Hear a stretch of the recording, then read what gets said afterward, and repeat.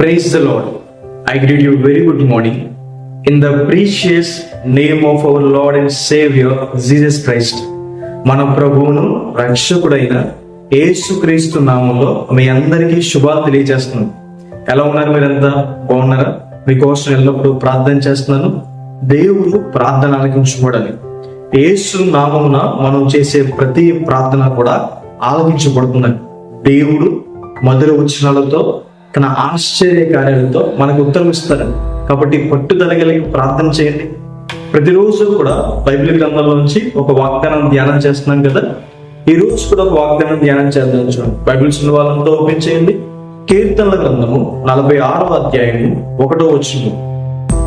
ఆపత్కాలమున ఆయన నమ్ముకొనదగిన సహాయకుడు. హల్లెలూయా. ఆపదలు అంటే అర్థం ఏంటంటే అనుకోకుండా వచ్చేది.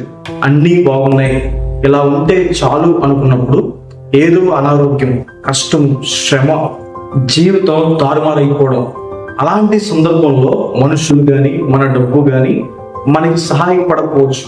కానీ దేవుడు అలాంటి సందర్భంలో కూడా మనకి సహాయం చేస్తాడని. దేవునికి ఉన్న ఒక పేరు ఎబినేజర్.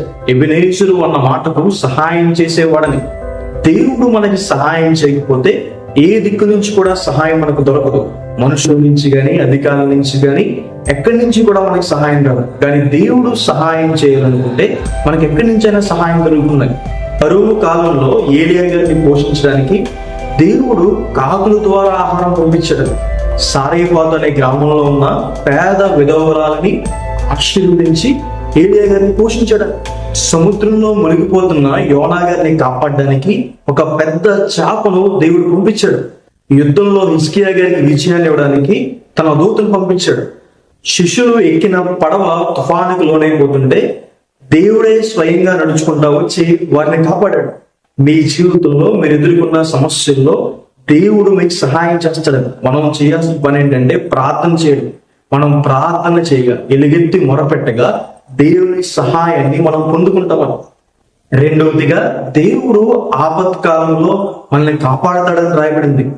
కోడి తన పిల్లలను రెక్కలు చాపి ఇతర జంతువుల నుంచి ఎలా అయితే కాపాడుతుందో, దేవుడు మనకి అగ్ని ప్రాకారంగా ఉండి, మనకి కీడముగా ఉండి, మనము ఆపదల్లో నశించిపోకుండా దేవుడు మనల్ని కాపాడతాడు.